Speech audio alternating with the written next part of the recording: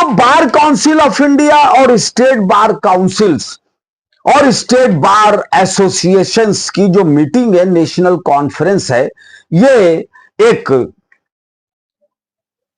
Organise की गई 1994 में।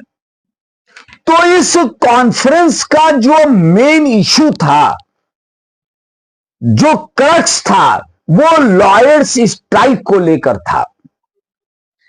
इस इशू पे ये कॉन्फ्रेंस हुई, इस क्वेश्चन पर कि क्या अधिवक्ताओं को स्ट्राइक करने का अधिकार है,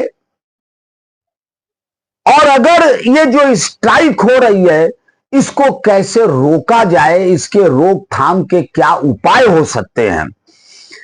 तो ये 2 दिन की कॉन्फ्रेंस में लोगों ने अपने अपने विचार प्रकट किए, जो एडवोकेट्स थे बार काउंसिल ऑफ इंडिया के और स्टेट बार काउंसिल और बार एसोसिएशंस के।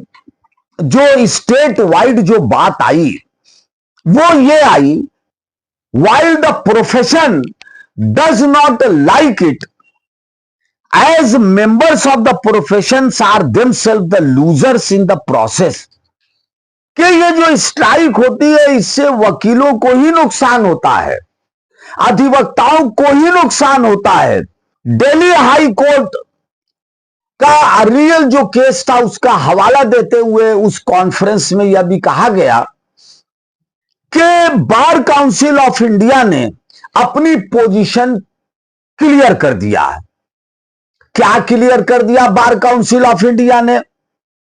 ए, bar council of India is against resorting to strike excepting in rarest of rare cases involving the dignity and independence of the judiciary as well as of the bar।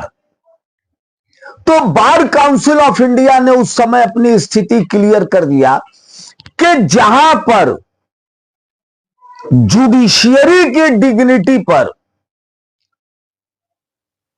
या जहां पर बार की स्वतंत्रता पर अगर कोई आघात पहुंचता है तो rarest of the rare case में अधिवक्ताओं को हड़ताल करने का अधिकार है।